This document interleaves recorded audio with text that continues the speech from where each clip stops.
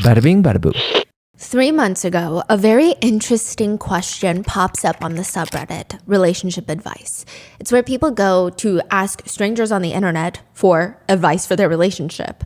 It's a 29-year-old man, and he writes, I don't really have anyone else to talk to about this. This was the final option. I made a Reddit account. I was browsing through Reddit to see if anybody else had any sort of relationship trouble that was similar to mine, but I can't find anything. So I've hit rock bottom and I'm gonna write this post. I have been in a very serious relationship with my 28-year-old girlfriend for a little over a year. I'm gonna refer to her as Jay. We have a lot of mutual friends, so I can't even ask a friend about this. Not that I think that they can even help me regardless. I feel like they'll just see her differently and treat her differently. Anyway, my girlfriend and I have been looking into moving in together. Things have been getting really serious, and we talked about how to even split the finances and all that good adult stuff. I've been really excited about this new chapter with my girlfriend. I even started casually looking at rings a couple of months ago because honestly, I feel like she's the one for me. She's smart, beautiful, funny, loved by nearly everyone that she meets, and just overall the best person that I've ever met. Now on to the issue.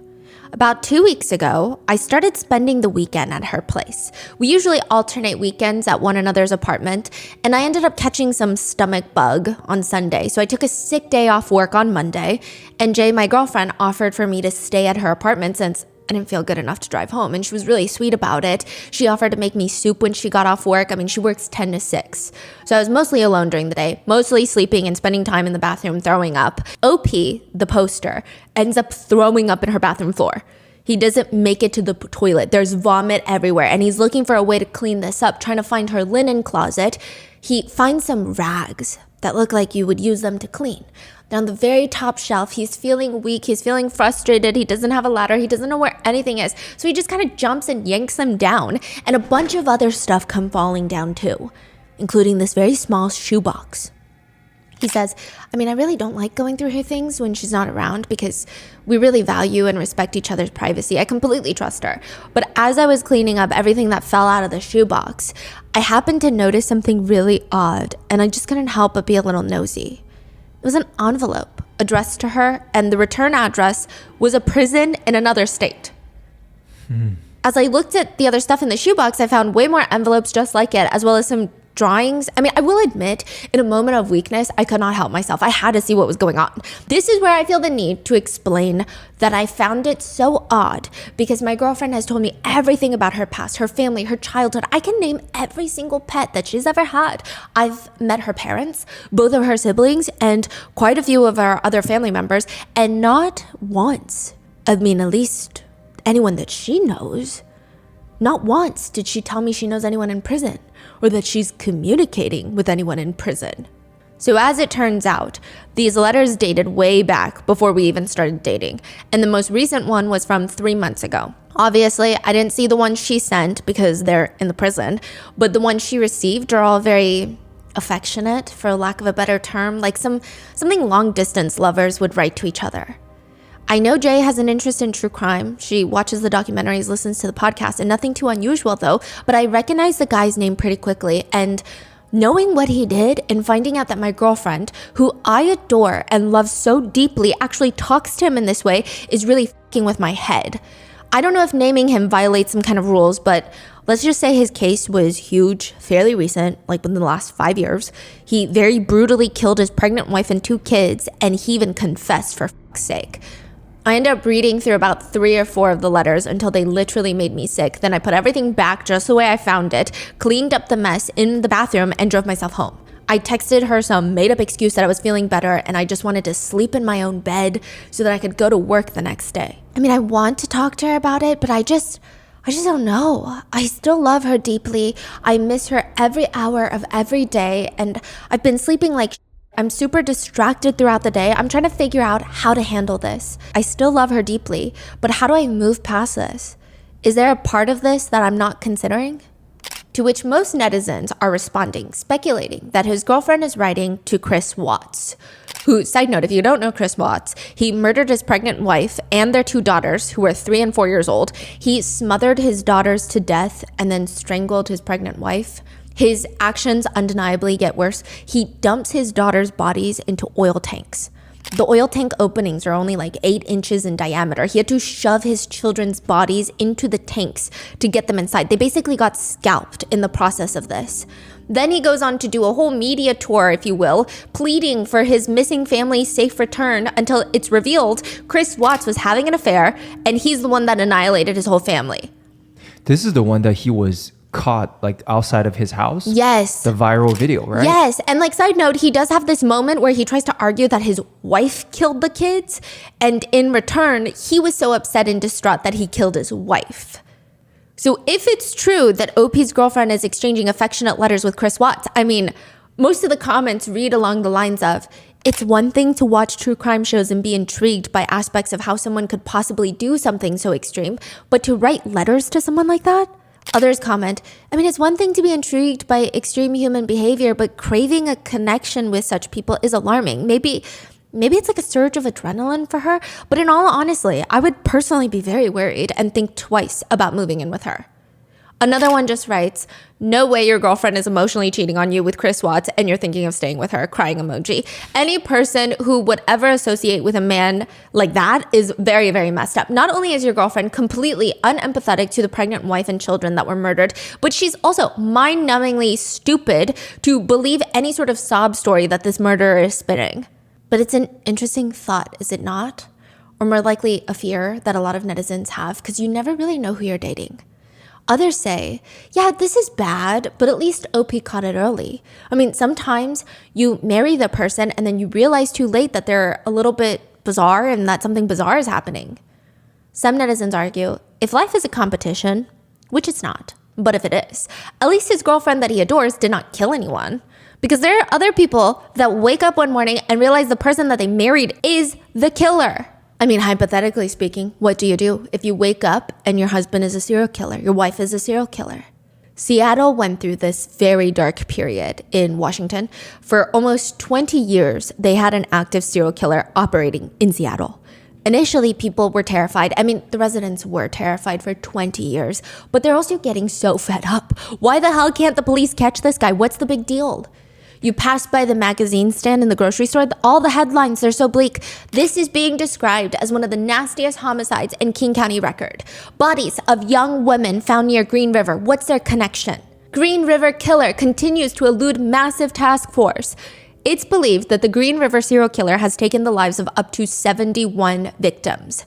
Is this solved or unsolved? It's solved. Oh. And it's scary, but at least Judith from Seattle feels some semblance of security, considering she lives with her husband, Gary.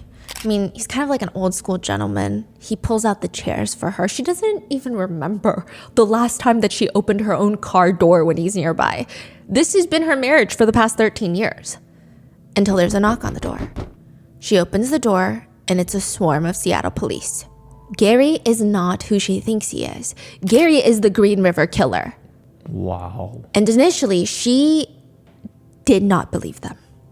In fact, for 2 years, she stands by her husband's side because how can he be a sexual sadist? That doesn't even make sense. First of all, their intimate life is very active. I mean, why? I mean, she thinks the police have the wrong guy until he confesses. That's when things slowly start clicking for her.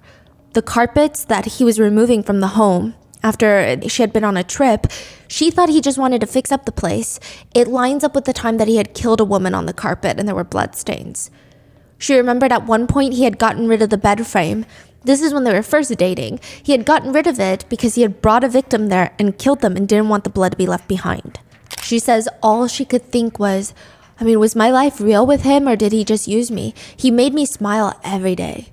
I had the perfect husband. I had the perfect life, and he was the perfect serial killer. Initially, Judith does not really have anyone to talk to about any of this. The community, they actually feel that Judith must have known to some degree. That's what they're all thinking. I mean, some of them aren't saying it because 13 years, how do you not know? This is the person that's closest to you. You sleep in the same room as them on a daily basis. A lot of people would drive by her house, take her planters, smash them onto the ground. Once, she asked a neighbor to watch her cat for her, which they graciously said, of course, we'll watch your cat. She goes back to get the cat back and they slam the door in her face.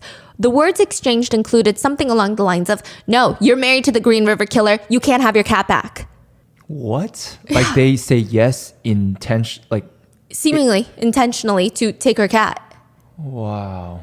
It's an interesting perspective in everything that's going on, because with all these cases, you have the victims, you have the victims' families, you have the serial killer's families, the detectives, witnesses, the jury, the judge, the prosecutors, defense attorneys, media, and then the serial killer's partners. They're kind of like a forgotten piece of everything. I feel like people care more so about the serial killer's parents, the upbringing, more than they do their current lives. Yeah, that's true. A few weeks ago, we received an email. The title being, I was married to a serial killer for 7.5 years. I need help.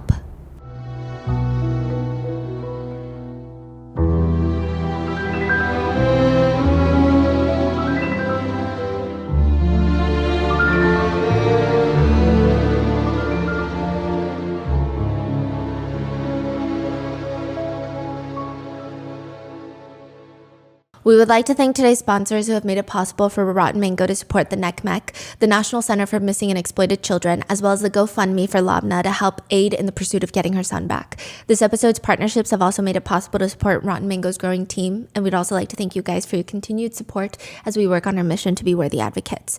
As always, full show notes are available at rottenmangopodcast.com. A few disclaimers for today's case. We could not get too much information on the new Cairo serial killer. Most sources were in Arabic, and we did have someone that speaks Arabic on the team to assist, but we couldn't do as much of a thorough deep dive like we normally do, considering it felt like for this particular case, time is of the essence. The big issue here being there is a child that has been kidnapped by a serial killer's family. But as always, perhaps more so on this episode, if there's anything that you felt was mistranslated, miscommunicated, or anything additional, please leave it in the comments for all of us to read. Labna reached out to us to assist in getting her message out. However, she said she was unable to talk about the case itself or anything that could put her in legal hot water as she's still trying to get her son back. She's also stated that she's been getting death threats from the serial killer's side of the family. She still wishes to get her message out and find her son, but I think she's being smart and rightfully cautious about making comments towards them, about their son, the serial killer, for her own safety. Which brings us to another disclaimer. Nothing I say in this video is a representation of Labna's thoughts or experiences or opinions. I've exchanged a few emails with her, but I'm not privy to any sort of private thoughts or information, so keep that in mind. And with that being said, there are mentions of domestic violence as well as SA, so please watch at your own discretion, take care of yourself, and let's get into it. How much do you really know your husband? I mean, it's the age-old question, right? Darcy Brudos didn't know that her husband had a thing for feet. Okay, if we're being specific, Jerry has a thing for shoes, high-heeled shoes, and women's lingerie. But their marriage is not the type of marriage where they openly talk about things like this. For Darcy's husband, Jerry, maybe he doesn't mention it because it's always been like this for him. It's like mentioning that I have 5 toes on my right foot. It rings true to me, and it's been like that for as long as I can remember, so maybe I wouldn't consider it a big thing to announce to my husband, hey, I have 5 toes on my right foot. Jerry's fascination with high-heeled stilettos is like that. It starts at a really young age. But he blames his family friend. She had fallen asleep at the Jerry Brudos home, the family home. He sneaks in there and sees that she's wearing these high-heeled shoes. And something about the way that her foot arches, the way that her toes are just cramped into those stilettos, it unlocks something in him. He tries to slowly creep up on her and grab the heel of one stiletto and slowly peel it off so that he can steal it while she's asleep. Unsurprisingly, she wakes up. His plan goes down the drain, but it awakens something inside of him. Instead of stopping, he goes and he hides in his first grade teacher's desk to steal her high-heeled shoes. He fails. But naturally, none of this is mentioned to his wife, Darcy. He also fails to mention at a young age, in middle school, he would go and steal undergarments from his friends' sisters. He had a thing for sniffing their undies, but that eventually escalates to him putting them on. He would steal them and then model them on himself. Or when Jerry turned 16, he had this lightning bolt strike of creative problem solving. He masterminds this whole plan. He would lure women to his home, trick them typically. When he was alone with them, he would give them a full tour of his bedroom before excusing himself. Let me just grab a water. Let me use the restroom. I'll be right back. But when he comes back into the room, he's changed into a new set of clothes. He's wearing a mask, holding a knife and a camera. He forces the women to strip down while he takes pictures, all whilst, threatening to take their lives if they don't comply. Then when he gets the pictures he wants, he leaves. He takes off the masks, ruffles his hair, changes back into the first pair of clothes he invited the victim over with, runs back into the room. The craziest thing just happened. There was a masked, knife-wielding man that had just broken into the house, tied me up so that they could get pictures of you or something. They left. That's crazy. I fought them off and they left. And it worked? Yeah, I think sometimes it worked. Other times the girls were just too scared to say anything. Sometimes laziness would get the best of Jerry. He would eventually ditch the mask. Home intruder ruse out the window. And then he would just part his hair differently. He would part his hair, walk into the room and be like, I'm Jerry's non-existent brother, Ed. And you better strip down and I'm going to take pictures of you or else. He would even start fondling the victims. Perhaps it's the sheer confidence in how he does it. Some of the victims truly believed that they were essayed not by Jerry, but by his brother Ed. Keep in mind, this is all happening while he's in high school. It only gets worse as he grows up. He begins stalking women, and at first, he would just stalk them to strangle them, to steal their shoes, their stilettos. I mean, the shoes didn't even necessarily have to be on someone. It could be him. He would wear them. In another arrest, he's found in a college dorm wearing jean shorts, women's underwear, and high heels. And then it stops. He marries his wife, Darcy, and he thinks, the past is the past. I'm not even interested in that stuff anymore. I love Darcy. Darcy's my wife, okay? They're going to be in love. They're going to have kids, which they do. They do have kids, but they're no longer in love. Not that it matters, considering Jerry Brudos is a serial killer. So with his wife in the same house as Jerry, he would go back to his teenage ways of inviting people into the house, luring them, but now he's killing them. He's strangling them until they're unconscious, essaying their bodies. He's spending sometimes multiple business days to perform acts of necrophilia on the corpses. His favorite thing to do was, remember how he stole underwear and shoes? He had closets. He had so much stolen stilettos and underwear. His favorite pastime was to dress the victims' bodies in those stolen items and then take pictures like they're his personal dolls solely existing to model his garments. He would obsessively dress and redress the victims over and over and over again. And unfortunately, Jerry was a big souvenir guy. The first victim, he sawed off her foot and kept it in their family freezer in the basement. And he would take it out anytime he wanted a foot model. His second victim, he cut off her breasts to keep as souvenirs, but even after he cut off their breasts, he still wanted to play dress up with the corpses. So he would stick paper towels where the breasts used to be and put a bra on to take pictures for his collection. Another victim, he kept her corpse in the garage after essaying and killing her. He had her hanging in the garage on a pulley system so that he could dress her in different outfits and shoes. He would even try to electrocute her to get her to, quote, dance and look alive. Which brings many to the question of how much did Darcy, his wife, actually know about what Jerry was doing? Most of his murders were committed inside the house. She did not go on lengthy business trips or trips with her children while he was killing, so did she hear nothing, see nothing, sense nothing? On one occasion, he even had dinner with his wife and kids while the victim was tied up alive in the basement. The police firmly believe that Darcy knew something, so they arrest her. They bring her in, interrogate her as an accomplice, and they're confronting her. You're telling us that you saw this chopped off breast laying around in the house. And you thought, I thought it was a paperweight. What? That you get from like one of those sick antique stores, I guess, because it was encased in resin.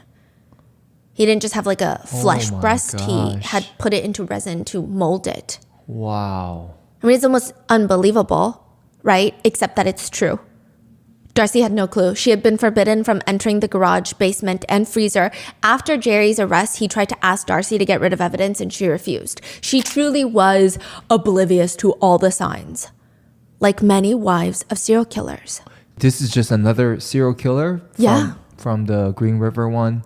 Yeah. A lot of them have wives that had no clue. Wow. And they never kill their wives because, some people argue maybe there's some sort of emotional attachment. It's definitely more of a disguise. I don't think that there's any serial killer that truly cared much for their family members. I don't think that they have the capability to do that. Yeah. For Darcy Brudos, the signs were objectively a bit more obvious. But what about the new Cairo serial killer? The guy that they call the Butcher of Egypt? What are the signs there? This is the wife who reached out, Yes. 3 bodies, all dumped on this stretch of desert land in Egypt. The Egyptian authorities have a problem. They've got 3 bodies. I mean, they're clearly connected. All 3 women have been murdered. They've been dumped along the desert road. There's evidence that they've been whipped pretty badly. Their necks are all broken, potentially strangulation. There are clear signs of torture wounds. There's and other drugs in each woman's system. I mean, it's pretty much undeniable that they're linked. But other than the same torture wounds, there is nothing else that can help the investigators. All 3 women live in different areas. They don't know each other. They range in age between 19 to 37. What is the connection between these 3 women? Once the bodies are located, news starts spreading.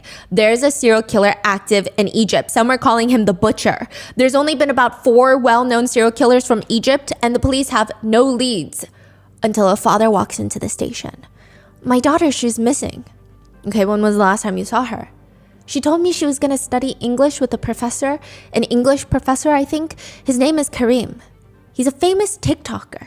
So this is all happening very recently? 2024, early 2024. Oh. Yeah. Kareem's TikTok account was called Hooked on Phonics. It has since been suspended, but Kareem, the police are now investigating, is an English teacher living in Egypt, and his whole TikTok account is to try and teach non-native English speakers English. He would have a harder to pronounce English word on the screen for non-native speakers. How do you say this word? Exquisite. Exquisite. It means very pretty. And this one? Ecstatic.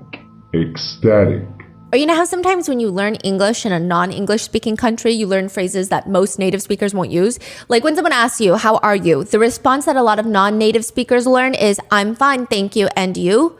But that's rarely ever heard in natural conversations. So he would make these little TikToks saying things like, don't say, I'm sorry. Say, I apologize. Which I'm not sure what the difference is. He would also do these TikToks with his cute son, who's about 9 years old, named Zayn, where they would go over all the ways in which you can merge words in English. Instead of saying, give me, you say, and the little son would say, give me that. Instead of saying, want to, you say, I wanna go home. Like the son is in the video. You can see him. Yes. Okay. Got to. Gotta. I gotta go. Out of. Outa. I'm out of time. In another TikTok, Kareem, the now suspect, does a little skit. How do I tell a woman you're so beautiful? He's like in a nerdy outfit and he's asking a cool guy, who is also him cosplaying as the cool guy, how do I tell a woman you're so beautiful? You're like a dream come true. Your beauty is like a priceless masterpiece. I'm sorry, you're breathtakingly gorgeous. I'm out of breath. You're beautiful, gorgelicious. You look absolutely fantastic. In another one, he says, don't say I'm tired. It's boring. Instead, use these slang terms instead. Exhaustipated. I've never heard that. Fatigue. Pooped. Tie-tie. Bed deprived. ZZZ-ish. Naptastic. Zonked. Chica-boom bed. Again, I don't know where he's getting any of these. Then he has this moment where his inflection goes down and he says, Dead. Beat. Wrecked. How many followers does he have? 660,000. Wow. His account has some odd moments like that one, but I would hardly call it odd. I mean, there's nothing alarming or damning on his social media accounts. A lot of people are reposting some old videos with some creepy music, but it's more so hindsight. There's nothing in his videos inherently that's alarming. It's just him teaching questionable slang that I've never heard most English speakers use. Is he here in the US or he's in Egypt? He's in Egypt, but he was briefly in the US. He grew up in the US. I believe he might hold US citizenship. I see. Yes. Okay. The police need to find out more about this guy, Kareem, to see if he really is the butcher. Because again, his TikTok presence doesn't really tell them anything. Mm-hmm. Kareem taught English at a local school, to which some sources say that the coworkers who knew him as the Rose guy. the flower, which sounds like a good thing. He would randomly show up to work with a singular rose, hand it to a coworker, his male or female colleagues, it didn't matter, which again kind of sounds inherently sweet if it's not creepy and not HR worthy, like reporting worthy, but the rose usually comes as a form of an apology. If these incidents are true, his coworkers likely hated seeing the damn roses. It's alleged that he would blow up on coworkers over nothing. Truly, it felt like if you looked at the guy strange or you said something that irked him for reasons unknown to you, he would just blow up. And the very next day, he would bring you a singular rose presented to who he verbally assaulted the day before, and they would be forced to forgive him, or they would be seen as the difficult one at work. If these personal accounts are true, it appears Kareem has a whiplash-inducing personality. Some that knew Kareem personally said he's incredibly helpful, to the point that one could call him a generous, elegant man. But you know when someone is too nice to you? But it doesn't feel like genuine. Yeah. There's this second layer of ick that hits you, but you can't explain it in correct words. I don't know why, because you just sound like an ungrateful person. No, yeah, they were so nice to me. Of course, they helped me move, but it just feels like they're not doing it with good intentions. But then who are you to complain because they've helped you? A lot of people said that Kareem appeared to like helping people because that automatically puts him at the top position, the one that is helping and not the one being helped. They say he was born to this financially secure family with a seemingly unsufferable air of superiority to them. It seems like he has this complicated chip on his shoulder, considering he wants to be known as successful, but he wants to be successful on his own. But the reality is, the only thing that makes him successful and special is the fact that his parents are financially okay. Everyone knows that his success depends on his dad, and he knew that everybody knows that. Side note, it's been said by people close to him that he genuinely does not care about his dad, not even in the slightest. He uses his dad like a bank. He calls his dad, "Dad, I need a new iPhone." Magically, a new iPhone would appear, and by this point, this man is 37 years old. Could he really be a serial killer? This little daddy's boy, the butcher of Egypt? It doesn't even sound similar. The authorities track his car, his whereabouts, and interestingly enough, his car shows up at the spots where the bodies are dumped. So it's time to give this guy a visit. The Fifth Settlement is one of the most well-known wealthy areas in Cairo. The detectives are staring at each other.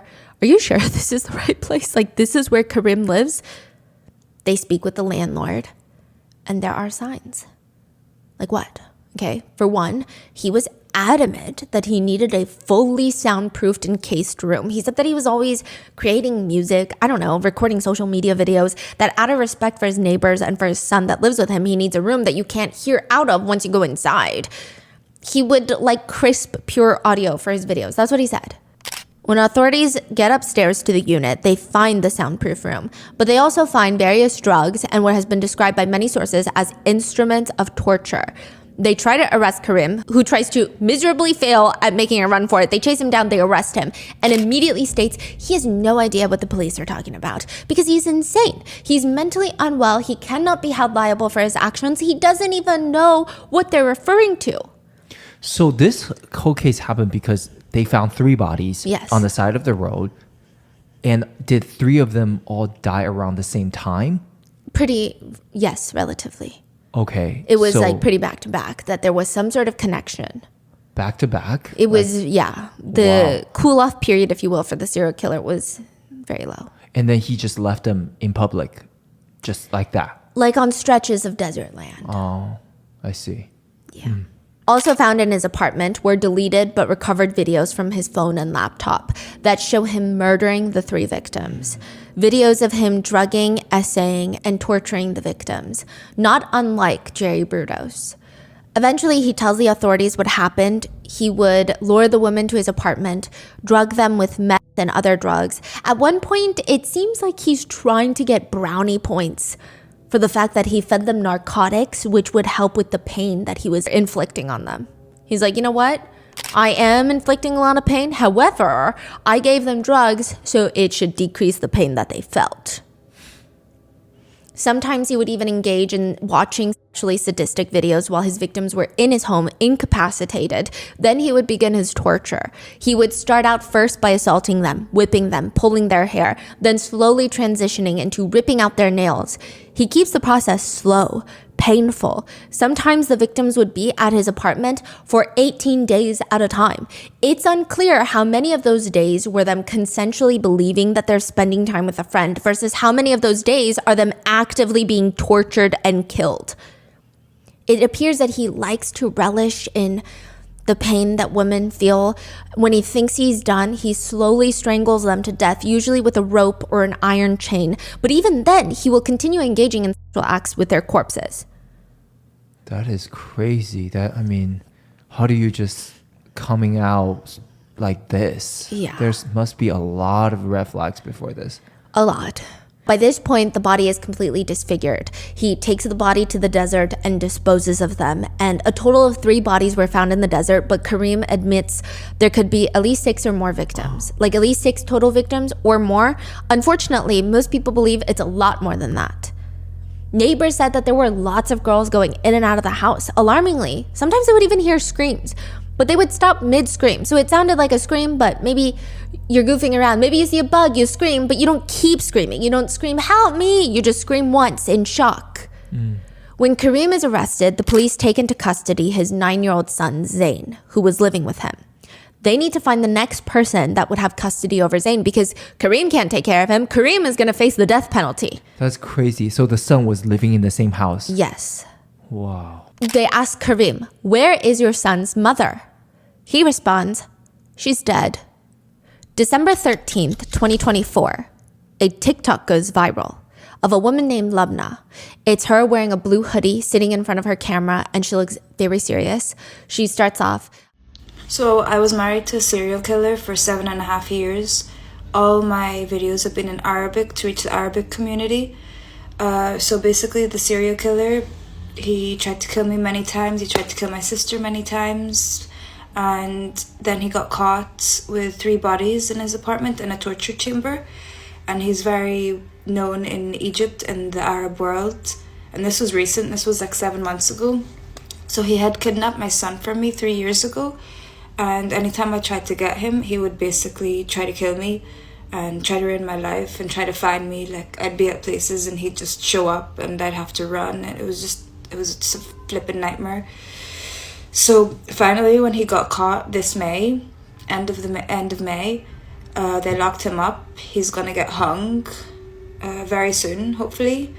But the problem is, whenever he got locked up, he told the police that I was dead. So his mom took my son. And till now, it's been 7 months. I haven't seen my son, I haven't heard from my son. She's kidnapped him. I filed all police papers, all court papers. I have full custody. I have educational custody. I have every single right. I just could not find this woman. the serial killer's mom, Zayn's grandma. So I just need the English world to hear my story, because very soon I'm going to be on a big channel, like something very big that we all have in our house. And you're going to hear my story. But I really hope before that happens, I get my son back, which I'm dying, honestly. I'm like dying to see him. I'm dying to talk to him again. I just need as much exposure as possible. And this lady might be in America. She might be still in Egypt. But who knows? Who knows? I need to find her. And I need everyone's help as much as possible. If you go to my older videos, you'll find pictures of my son. I have put pictures of her there. So if you want to take a look, and if anyone can help me, if any media sources can help me to get my story out there, to help me find my son that I have full rights to, please help me. This is Karim Salim's wife, and she is not dead. She had to flee Egypt for her own safety, and now she can't get her son back. Lubna says that she found out through the internet that her ex-husband, the father of her child, that had her child, had been arrested in Egypt for being a serial killer. She says in an interview in Egypt, she says, "I couldn't believe it. The first thing she did was call her attorney and just kept asking, is it true? Is it true?" I mean, for a second, she thought it was fake so that she would have to fly to Egypt. It wouldn't be the first time. After she fled Egypt, fearing for her own safety, he would try to lure her back into the country. Wow. All these like fake methods. So her sisters live in Egypt. He would call them and say, "Your sister Lubna is dead. You need to come to the morgue to ID her body. And when they came, it's likely that he was, I don't know, these are just allegations and speculations that I personally and a lot of netizens have. He would likely hold the sisters captive to make Labna come to Egypt. Did she go? No. She hasn't been back in Egypt, I don't think, for a while. I mean, she is now, but... Oh, she is in Egypt right now. She's searching for her son. Okay. But if this is true, that he's a serial killer, Labna says it was jarring. And again, this is speculation. I'm sure a part of her felt guilty because perhaps she could have done something to prevent it. But she always felt like she was under the assumption that he just wanted to kill her, which makes sense when you're in a very abusive relationship with someone who's violent. You don't necessarily think that they're a serial killer. Yeah. You think that they want to kill you because you're in this relationship with them, right? She did not know that he was out to kill people. Otherwise, she probably would have done something. Yeah. She said, I thought I was the only one he tried to kill. At this point, Labna just knows that she doesn't have her son, Zayn. Kareem's mother, Zayn's grandmother, has him and she wants him back. She packs all of her clothes. She had fled to the UK at this point because she's a UK citizen. Okay. She's a UK national. She grabs all her clothes, leaves everything else, gets on the first flight to Egypt. But the minute she gets there, she reaches out to Kareem's mom, who has her son, and she blocks Labna. Does not accept her calls, nothing. The message is clear. You're not getting your son back. Wow. To Labna, Kareem was a very normal person when they first started dating. Like the first few years of marriage, he's very normal, very polite, well-mannered, if not even a charismatic guy.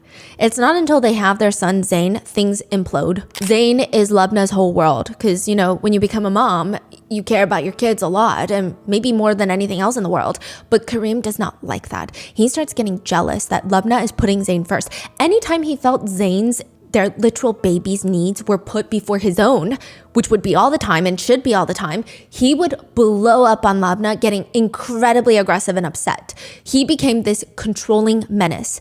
According to one source that we had translated, he apparently was even in a TikTok where he was promoting an app that helps track your family's location. But the messaging is more so, keep your wife and children safe, which in hindsight is very alarming. Regardless, the relationship just deteriorates from there. He accuses Labna of cheating on him nonstop. Meanwhile, Labna literally finds videos of him cheating on her. He would record videos of himself having intimate relations with other women while married with a child. But anytime she would confront him about it, he would beat her, strangle her until she's passed out on the floor, and then he would sob and weep that he was sorry. I think it probably doesn't help that Labna and Kareem would move around a lot. At some points they were in Egypt, at some points they were in Michigan in the United States, then back to Egypt. It's harder to leave an abusive relationship when you're not in the most familiar territory with a strong support system. One might assume that Labna also stayed because Kareem's family was financially secure. You know, perhaps it's hard for her to find that stability anywhere else. But that's not true either. Kareem was astonishingly lazy. He refused to work. Labna was the one making most of the money, paying for their things and taking care of their kids. She says, he tried to kill me several times. He tried to kill my siblings too. All of them are younger than me. This proceeds for about 6 years. Labna keeps trying to leave Kareem and he keeps coming back and beating her. And I'm sure it's made much more complicated by the fact that they share a child. Eventually, she decides she's going to leave him. She's going to take Zayn with her, put her foot down, and conveniently Kareem is like, can I just have a play date with my son? I miss him so much. Just for a few hours, take him out to dinner. Labna agrees, but that would be the last time she sees her son, Zayn. That was 3 years ago. So from what we can piece together from our sources, as a way to make sure that Labna cannot come back for her son, Kareem files for divorce and accuses her of adultery, stating that he caught her with his own 2 eyes sleeping with his best friend, which I doubt, but regardless, adultery is punishable by law in Egypt, whereas domestic violence was not. Wow.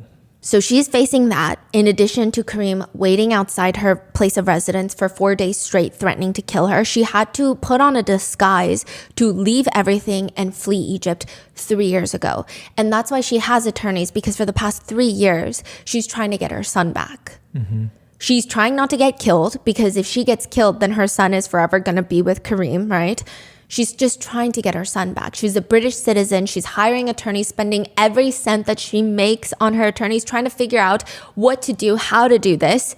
But now that Karim's been arrested for being a serial killer, she still can't get her son back. He has been quote unquote given to Karim's mother, and she refuses to let Lubna see her son, let alone she doesn't even know where they are. Lubna believes they might be in Egypt or maybe in Michigan. Now, if you're wondering why Michigan, Karim used to live there when he was younger. He does have a U.S. citizenship. I don't know if he gave it up for an Egyptian citizenship or if it's dual, but he essayed a girl in Michigan. He does have a criminal record in the United States. He was arrested, and afterwards he moved to Egypt to, I guess, have a clean start because that's on his record. He can't really get a job in the U.S. That's why after they had kids, after they had Zayn, they were in the U.S. for a while. He couldn't work. So she's working. At this point, the authorities have found 3 bodies, but it's believed that there are at least 6 victims, at the very least, potentially more. The defense argument lied on Karim being out of his mind. His lawyer argued that Karim did not intend to commit premeditated murder. The victims went to him on their own free will. And in fact, if anything, they were benefiting from him. You know, Karim was spending lavishly on them. That's what the attorney is alleging, which... How is that related to a murder? Yeah, if someone buys you a Gucci belt, can you just kill them? I don't understand this defense. It's mind-boggling. But he continues, we are facing a strange case that we need to study. My client is a mentally ill person that feels remorse after committing those crimes and should be referred to a medical hospital with a committee of psychiatrists rather than being executed, which the judge clearly did not entertain. Karim Salim was sentenced to death, to be hanged. And now Lubna is desperately looking for her son. She reaches out every single day to her son and grandmother. Someone is reading the messages because it says read, but she doesn't know who. She messages her son before she goes to sleep. She doesn't go to sleep much or wake up without thinking about how to get her son back. Her message for her son is, Zayn, I'm never going to stop looking for you until the day that I die, until my very last breath. She says, I used to know what his favorite food was. I don't know if it's changed. I don't know if he's taller than me now. I don't know what he looks like other than from the videos and pictures that were posted on Karim's TikTok. I don't know what his voice sounds like anymore.